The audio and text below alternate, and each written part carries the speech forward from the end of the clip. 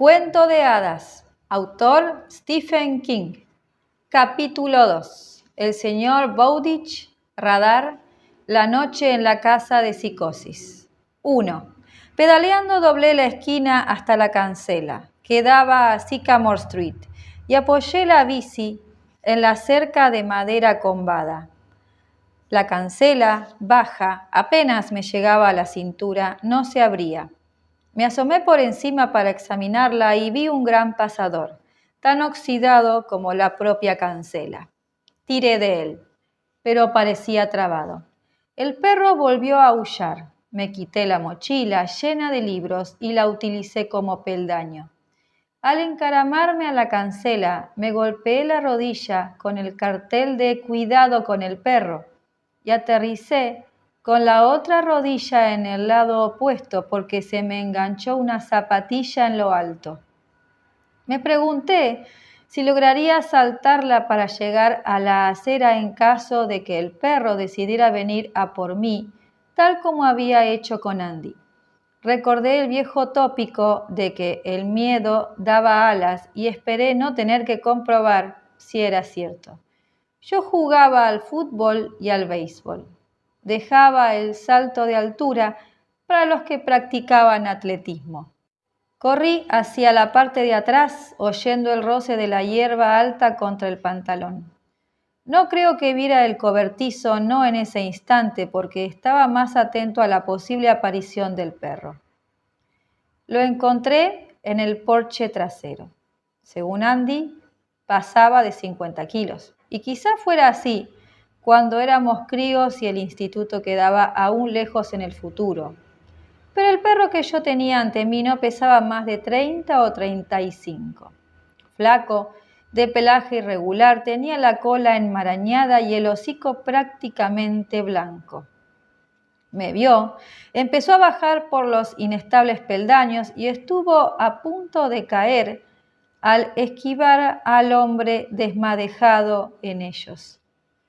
Vino hacia mí, pero aquello no era la carrera de un animal a punto de atacar. Era solo un trote artrítico y renqueante.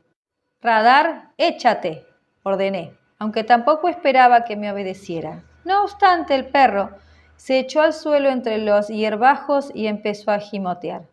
Aún así, tracé un amplio círculo a su alrededor para acceder al porche trasero. El señor Bowditch yacía sobre el costado izquierdo. Un bulto sobresalía de la pernera de los pantalones caquis por encima de la rodilla derecha. No hacía falta ser médico para saber que tenía la pierna rota, y a juzgar por aquella protuberancia la fractura debía de ser grave. Yo desconocía la edad del señor Bowditch, pero era bastante viejo. Aunque tenía el pelo casi totalmente blanco, debía de haber sido pelirrojo de joven, porque todavía le quedaba algún mechón rojo. Daba la impresión de que el cabello se le estaba oxidando. Las arrugas de las mejillas y las comisuras de los labios se le marcaban tanto que parecían surcos. Hacía frío, pero tenía la frente perlada de sudor. «Necesito ayuda», dijo. «Me he caído de la puta escalera de mano». Intentó señalar.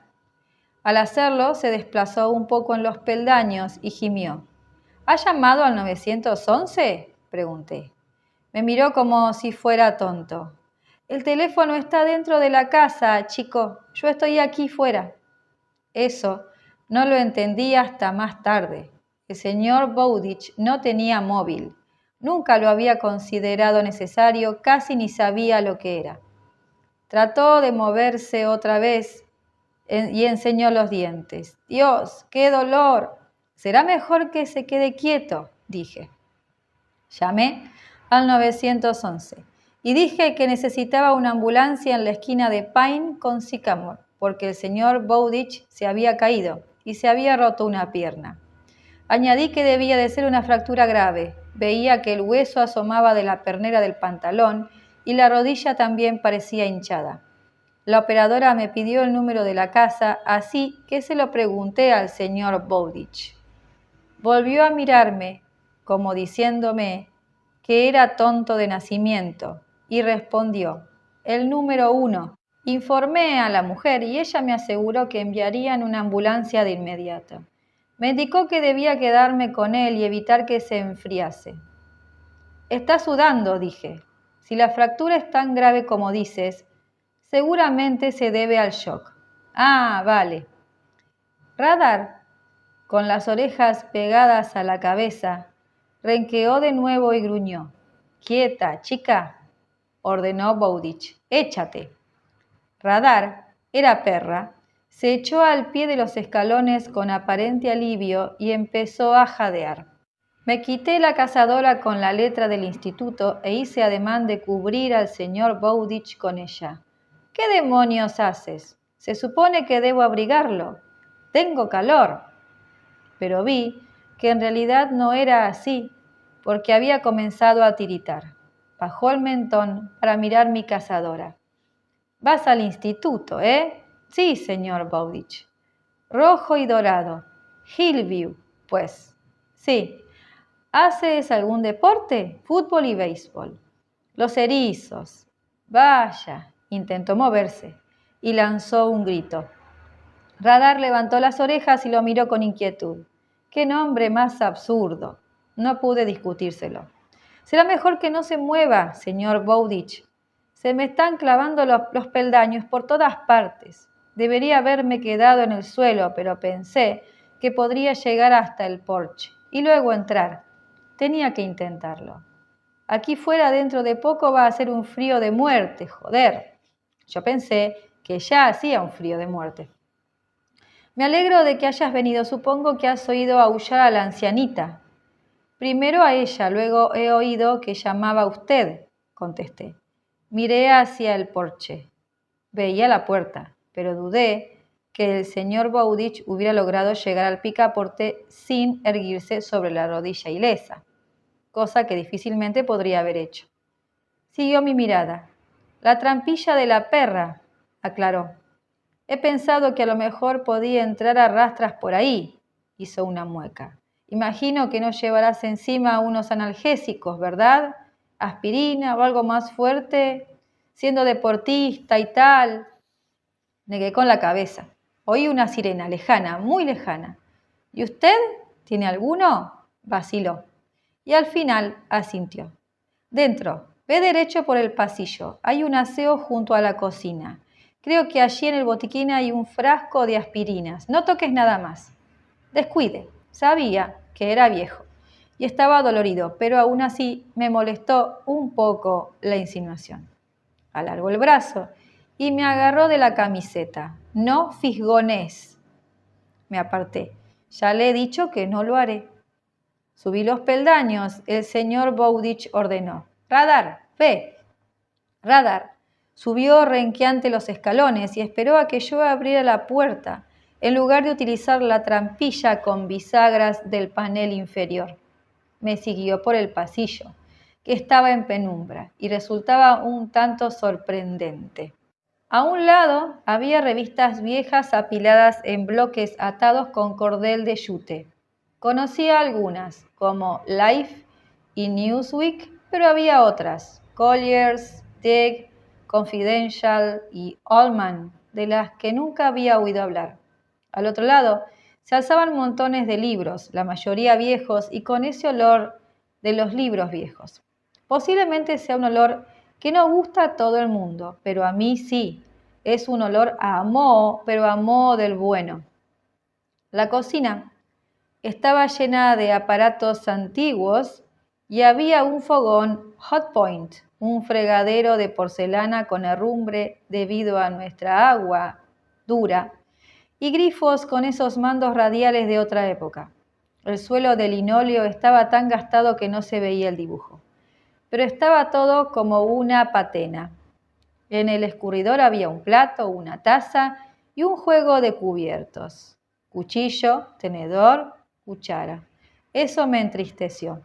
En el suelo vi un plato limpio con radar impreso en el contorno y eso también me entristeció.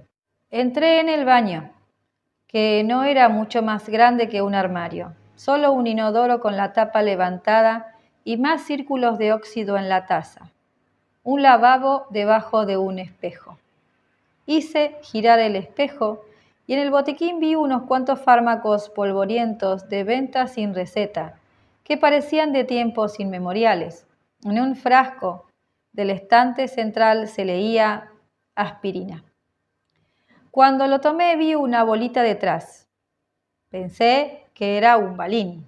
Radar esperó en la cocina, porque de hecho en el baño no cabíamos los dos. Tomé la taza del escurridor y la llené de agua del grifo. Luego, seguido por Radar, recorrí de nuevo el pasillo de material de lectura antiguo. Fuera la sirena se oía más fuerte y más cerca.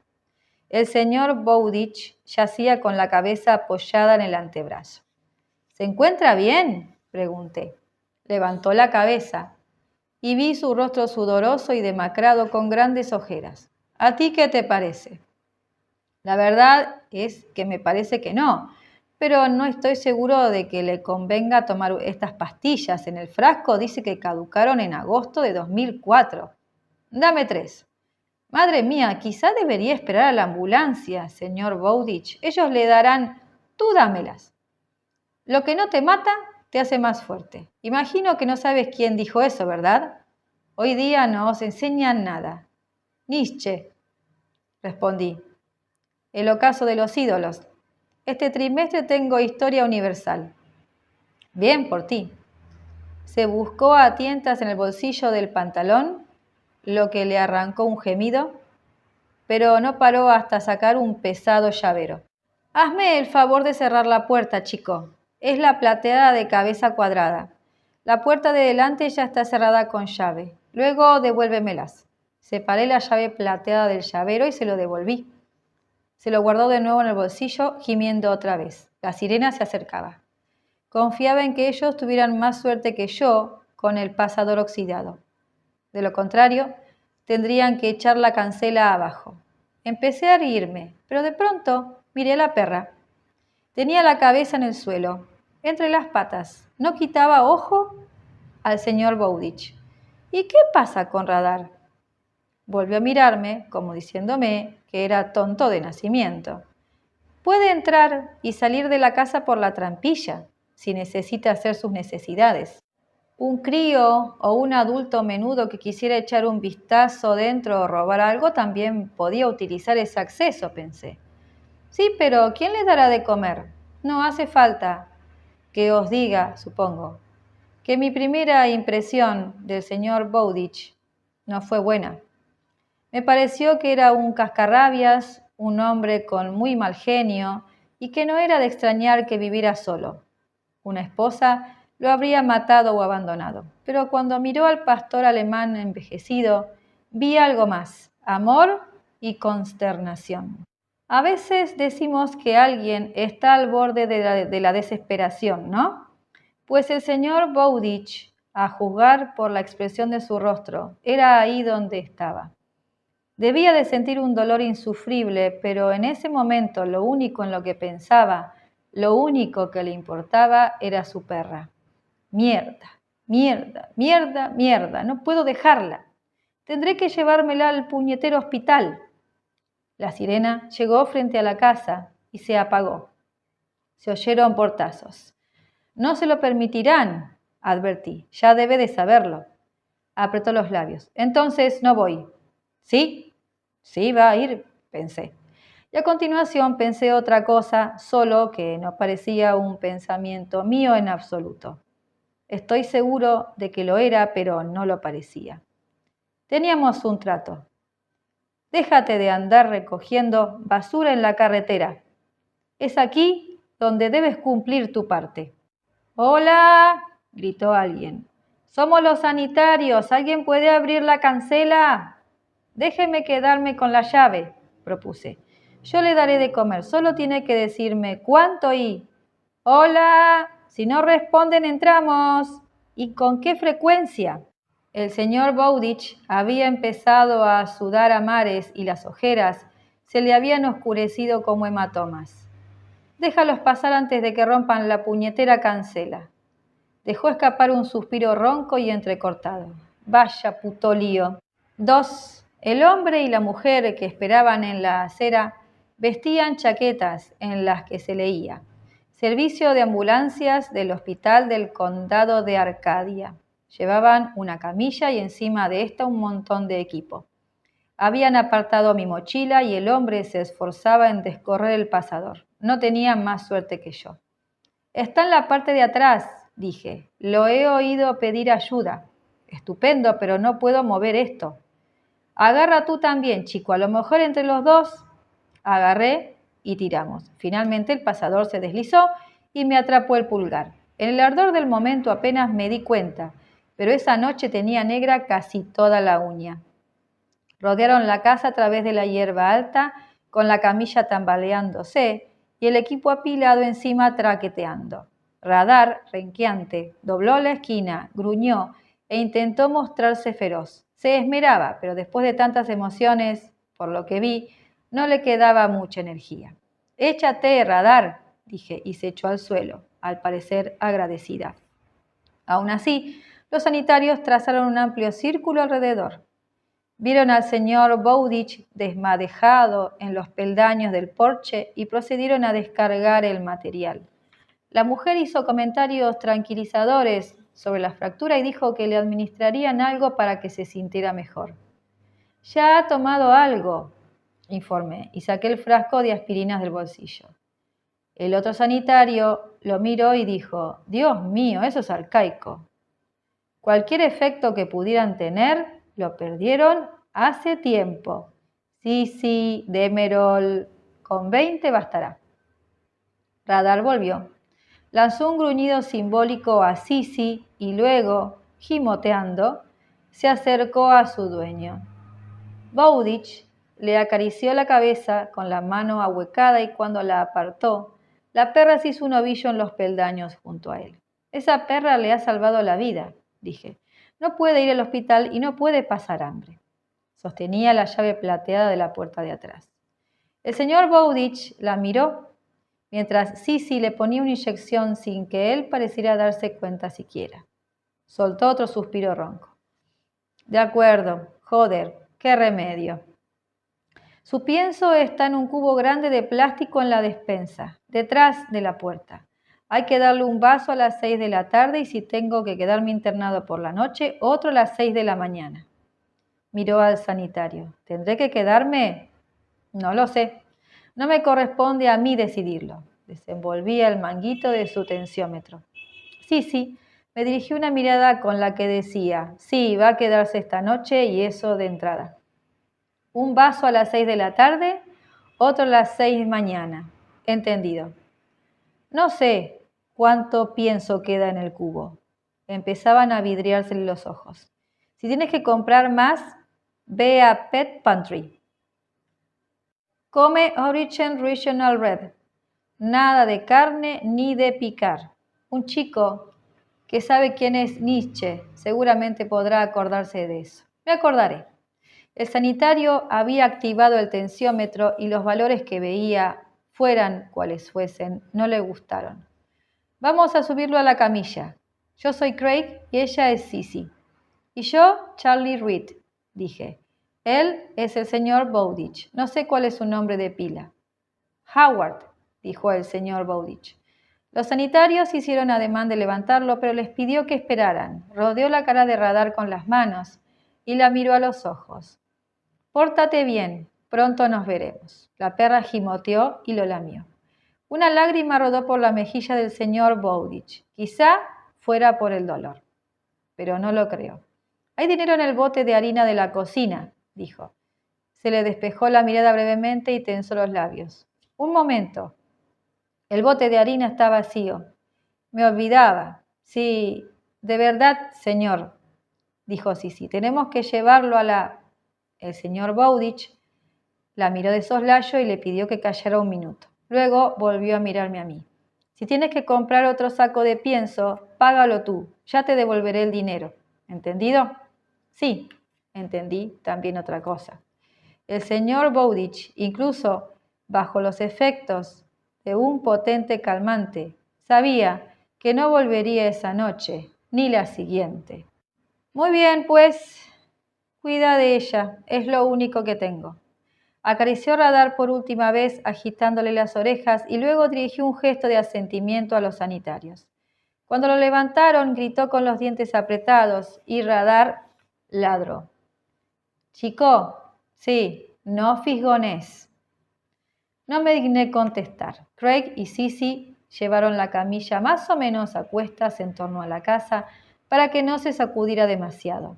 Eché una ojeada alrededor y me fijé en la escalera de mano extensible caída en la hierba. Luego alcé la vista hacia el tejado. Deduje que el señor Bowditch había estado limpiando los canalones, o intentándolo. Regresé a los peldaños del porche y me senté. En la parte delantera empezó a sonar de nuevo la sirena, al principio estridente y luego a menor volumen a medida que bajaba por la cuesta hacia el maldito puente. Radar miró en dirección al sonido, levantando las orejas. Intenté acariciarla. Al ver que no me mordía, ni gruñía siquiera repetí el gesto. Parece que estamos solos tú y yo, chica, dije. Radar apoyó el hocico en mi zapatilla. Ni siquiera ha dado las gracias, añadí. Vaya elemento. Pero en realidad no estaba enfadado porque daba igual. No necesitaba que me diera las gracias. Yo estaba saldando una deuda. 3. Llamé a mi padre por teléfono y lo puse al corriente mientras rodeaba la casa con la esperanza de que no me hubiesen robado la mochila. No solo seguía allí, sino que además uno de los sanitarios se había tomado la molestia de echarla por encima de la cancela. Mi padre me preguntó si podía hacer algo. Respondí que no, que me quedaría allí estudiando hasta las 6, la hora de dar de comer a Radar, y luego volvería a casa. Comentó que pasaría a buscar comida china y ya nos veríamos allí cuando yo llegase. Le dije que lo quería y él respondió que también me quería. Extraje el candado de la bici de la mochila, me planté cargar con la Schwinn hasta el costado de la casa, pero decidí que igual daba y me limité a sujetarla a la cancela. Di un paso atrás y casi tropecé con Radar. Lanzó un gañido y se apartó en el acto. Perdona, chica, perdona. Me arrodillé y tendí la mano. Al cabo de un momento se acercó, me olfateó y me dio un pequeño lametón. Con eso quedaba todo dicho sobre el temible cujo. Volví a rodear la casa seguido de cerca por ella y fue entonces cuando me fijé en el cobertizo. Supuse que era para guardar herramientas, en ningún caso habría cabido un coche. Pensé en meter allí dentro la escalera de mano y decidí no tomarme la molestia, porque no parecía que fuese a llover. Como descubrí más tarde, habría cargado con ella unos 40 metros, para nada, ya que en la puerta había un candado enorme y el señor Bowditch se había llevado el resto de las llaves. Entramos. Encontré un interruptor anticuado de esos que giran y recorrí el pasillo de material de lectura antiguo hasta la cocina. Allí la luz la proporcionaba un plafón de cristal esmerilado que parecía parte del decorado de una de esas películas de la TCM que le gustaban a mi padre. Cubría la mesa de la cocina un hule a cuadros, descolorido pero limpio. Llegué a la conclusión de que toda la cocina parecía el decorado de una película antigua. Casi me imaginaba a Mr. Chips entrando con su toga y su birrete, o quizá a Barbara Stanwyck diciendo a Dick Powell que llegaba justo a tiempo para una copa. Me senté a la mesa, Radar se metió debajo y se acomodó con un leve gruñido femenino. Le dije que era buena chica y golpeteó el suelo con el rabo. No te preocupes, pronto volverá. Tal vez, pensé. Esparcí mis libros, hice unos problemas de matemáticas y después me puse los auriculares y escuché la tarea de francés del día siguiente. Una canción pop titulada Rien qu'une fois, que significa algo así como solo una vez. No era exactamente lo mío, a mí me va más el rock clásico, pero era una de esas canciones que van gustando cuanto más las oyes. Hasta que ya no puedes quitártela de la cabeza y entonces la detestas. La reproduje 3 veces y luego la canté al mismo tiempo, como se nos exigiría en clase. Je suis sûr que tu es celle que je toujours attendais. Tras entonar una estrofa, se me ocurrió mirar debajo de la mesa y vi que Radar me observaba con las orejas hacia atrás y una expresión sospechosamente parecida a la lástima. Me reí. Más me vale no dejarlo todo por la música, ¿verdad? Un golpe de cola. No me lo eches en cara, son deberes. ¿Quieres oírla otra vez? ¿No? Yo tampoco. Vi 4 tarros idénticos dispuestos en fila sobre la encimera a la izquierda del fogón, con los rótulos azúcar, harina, café y galletas. Me moría de hambre. En casa habría mirado en la nevera y devorado la mitad del contenido, pero por supuesto no estaba en casa, ni lo estaría. Consulté el reloj antes de una hora. Decidí investigar el tarro de las galletas, lo que sin duda no podía considerarse fisgoneo. Estaba a rebosar de una mezcla de galletas con pecanas y malvaviscos recubiertos de chocolate. Me dije que, como le cuidaba a la perra, el señor Bowditch no echaría una en falta. O 2, ni siquiera 4. Me obligué a parar ahí, pero me costó. Desde luego esas galletas estaban deliciosas.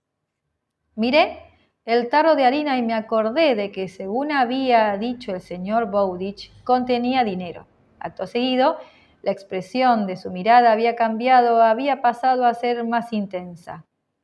Un momento, el bote de harina está vacío. Me olvidaba. Estuve a punto de echar una ojeada, y en un tiempo no muy lejano lo habría hecho, pero esa etapa había quedado atrás. Volví a sentarme y abrí el libro de Historia Universal.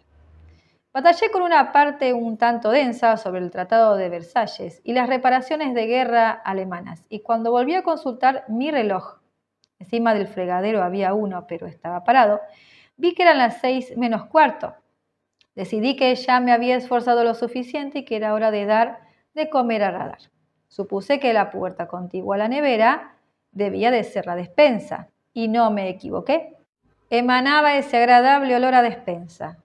Tiré de un cordón colgante para encender la luz y por un momento me olvidé por completo del pienso de Radar. Aquel pequeño cuarto contenía comida en lata y otros alimentos no perecederos desde el suelo hasta el techo y de lado a lado. Había carne de cerdo Spam y alubias en salsa de tomate y sardinas y galletas saladas y sopa Campbell, pasta y salsas para pasta, botellas de zumo de uva y de arándano, tarros de gelatina y de mermelada, latas de verduras a docenas, quizás centenares. El señor Bowditch estaba preparado para el apocalipsis. Radar emitió un gimoteo como diciendo: «No te olvides del perro». Miré detrás de la puerta y allí estaba el cubo de plástico con su comida. Lleno. Debía de contener 15 o 20 kilos, pero en ese momento el pienso apenas cubría el fondo. Si Bowditch pasaba varios días o incluso una semana en el hospital, tendría que comprar más. Encontré el vaso medidor dentro del cubo, lo llené y eché la comida en el plato con el nombre de Radar. Ella acometió con brío meneando la cola lentamente. Era vieja, pero conservaba el apetito. Supuse que era buena señal. «Ahora descanse», dije mientras me ponía la cazadora. «Sé buena chica y nos vemos mañana por la mañana». Pero no tardamos tanto en vernos. 4. Mi padre y yo nos atracamos de comida china y le conté la versión extensa de mi aventura de esa tarde, empezando por Bowditch, en los peldaños, para pasar después al pasillo de material de lectura antiguo y acabar con la despensa del día del juicio final. «Un acaparador compulsivo», dijo mi padre. «He visto no pocos casos, por lo general, después de que muera el acaparador en cuestión, pero la casa está limpia, ¿dices?», asentí. «Al menos la cocina.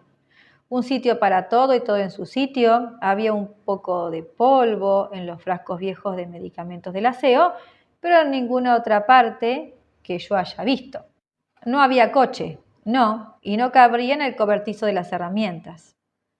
Deben de llevarle la compra a domicilio, y siempre está Amazon, claro, que allá por 2040 será el gobierno mundial que los derechistas tanto temen. Me pregunto de dónde saca ese hombre el dinero y cuánto le queda». También yo me lo había preguntado. Sospecho que esa clase de curiosidad es bastante normal en quienes han estado a un paso de la ruina. Mi padre se puso en pie. Yo he comprado la comida y la he traído. Ahora tengo papeleo de qué ocuparme. Te toca recoger a ti. Recogí y luego practiqué unos blues a la guitarra. Podía tocar casi cualquier cosa, siempre y cuando estuviese en clave de mi. Normalmente conseguía abstraerme en la música y seguir hasta que me dolían los dedos, pero aquella noche no. Volví a dejar la Yamaha en el rincón y le dije a mi padre que iba a acercarme a la casa del señor Bowditch a ver cómo estaba Radar. Puede que a los perros esas cosas les trajeran sin cuidado, pero puede que no. Bien, siempre que no decidas traerlo. Traerla.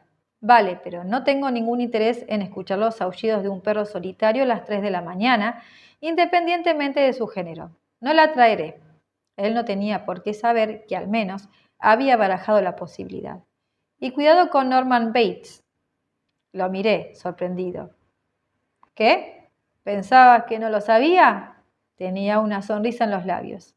La llamaban la casa de psicosis, mucho antes de que tú y tus amigos nacierais, pequeño héroe. 5.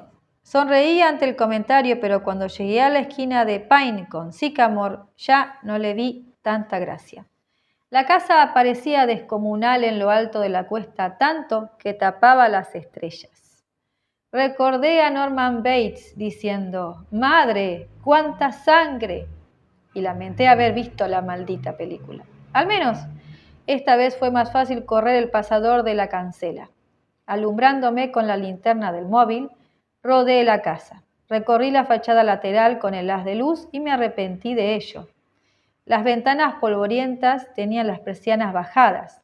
Esas ventanas semejaban ojos ciegos que de algún modo aún me veían y a los que no les gustaba mi intrusión. Doblé la esquina y cuando me encaminaba hacia el porche trasero, oí un golpe. Me sobresaltó y se me cayó el móvil. Mientras la luz de la linterna se precipitaba hacia el suelo, vi que se movía una sombra. No grité, pero sentí que los huevos se me desplazaban y cierta tensión en el escroto. Me quedé paralizado cuando la sombra avanzó, ondulante, hacia mí, y de pronto, antes de que pudiera volverme y echar a correr, Radar gimoteó. Me tocó la pernera del pantalón con el hocico e intentó saltar sobre mí. Por sus problemas de espalda y caderas, no pasó de una serie de acometidas frustradas. El golpe anterior debía de haber sido la trampilla al cerrarse. Me arrodillé y la agarré, acariciándole la cabeza con una mano, mientras con la otra le rascaba el cuello bajo el collar. Me lamió la cara y se apretujó tanto contra mí que estuvo a punto de derribarme. «No pasa nada», dije. «¿Te daba miedo estar sola?» «Seguro que sí». «¿Y cuándo debió de ser la última vez que estuvo sola?» «Si el señor Bowditch no tenía coche y le llevaban a domicilio todas las compras. Quizás hacía mucho tiempo». «No pasa nada. Todo en orden. Vamos». Recogí el móvil, dejé que transcurriera un segundo para dar tiempo a mis huevos a volver a su sitio y me dirigí a la puerta trasera, seguido por Radar tan de cerca que me golpeaba la rodilla una y otra vez. En otro tiempo, Andy Chen había encontrado un perro monstruo en el jardín delantero de esa casa, o eso dijo. Pero de aquello hacía años. Esa era solo una anciana asustada que al oírme llegar había salido como una flecha por la trampilla para recibirme. Subimos por los peldaños de atrás. Abrí la puerta con la llave y utilicé el interruptor giratorio para encender la luz del pasillo de material de lectura antiguo. Examiné la trampilla y vi que tenía 3 pestillos pequeños, uno a cada lado y otro en la parte de arriba. Me recordé que debía correrlos antes de marcharme para que Radar no anduviera rondando por ahí. Seguramente el jardín trasero también estaba cercado como el delantero, pero no lo sabía con certeza y por el momento la perra era responsabilidad mía. En la cocina me arrodillé delante de ella y le acaricié los lados de la cara. Me miró con atención, levantando las orejas. «No puedo quedarme, pero voy a dejar una luz encendida y volveré mañana por la mañana a darte de comer, ¿vale?» La perra gimió, me lamió la mano y después fue a su plato. Estaba vacío, pero le di unos lengüetazos y me miró. El mensaje estaba bastante claro. No más hasta mañana, dije. Se tumbó y apoyó el hocico en la pata sin quitarme ojo. Bueno, fui al tarro con el rótulo galletas. El señor Bowditch había dicho que nada de carne y nada de picar, y decidí que tal vez hubiese querido decir nada de picar carne. La semántica es extraordinaria, ¿no? Recordé vagamente haber oído o leído en algún sitio que los perros son alérgicos al chocolate. Así que tomé una galleta con pecanas y partí un trozo. Se lo ofrecí, lo olfateó y a continuación lo tomó con delicadeza de mis dedos. Me senté a la mesa donde había estado estudiando y me dije que debía marcharme. Radar era una perra, por Dios, no un niño. Quizá no le gustara estar sola, pero tampoco era que fuese a meterse en el armario de debajo del fregadero y beber lejía. Me sonó el móvil. Era mi padre. ¿Todo en orden por ahí? Totalmente. Pero he hecho bien en venir. Me había dejado abierta la trampilla de la perra. Ha salido al oírme. No hacía falta decirle que al ver aquella sombra en movimiento, por un instante me había saltado a la imagen de Janet Leigh en la ducha gritando e intentando esquivar el cuchillo. No es culpa tuya. No puedes pensar en todo. ¿Vas a volver? Enseguida. Miré Radar que me observaba. Papá, quizá debería... Mala idea, Charlie. Mañana tienes clases, una perra adulta. Pasará bien la noche. Claro, ya lo sé. Radar se levantó. Proceso que resultaba un poco doloroso ver. Cuando consiguió sostenerse sobre las patas traseras, entró en la oscuridad de lo que probablemente era el salón. Solo me quedaré unos minutos. Es una buena perra. Vale. Colgué y oí un leve pitido. Radar volvió con un juguete en la boca. Pensé que tal vez fuera un mono, pero estaba tan mordisqueado que costaba saberlo. Yo aún tenía el teléfono en la mano y le saqué una foto. Me llevó el juguete y lo dejó junto a mi silla. Con los ojos me dijo lo que yo debía hacer. Lo lancé con suavidad hacia el otro lado de la cocina. Radar, renqueante, fue tras él, lo recogió, repitió el pitido unas cuantas veces para demostrarme quién mandaba allí y me lo llevó de nuevo. Lo echó junto a mi silla. Me la imaginé de joven más robusta y mucho más ágil a todo correr detrás del pobre mono, o su predecesor, tal como, según contó Andy, había corrido aquel día. Las carreras ya se habían terminado para ella, pero ponía todo su empeño. Imaginé que pensaba, ¿ves lo bien que se me da esto? Tú quédate, puedo hacerlo toda la noche. Solo que ella no podía, y yo no podía quedarme. Mi padre quería que volviese a casa, y en todo caso yo dudaba que pudiera dormir mucho si me quedaba allí.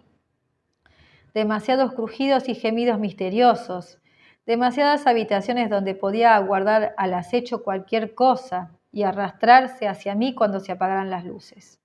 Radar volvió a traerme el mono chillón. No más, dije. Descansa, chica. Me dirigí hacia el pasillo de atrás. Pero de pronto se me ocurrió una cosa.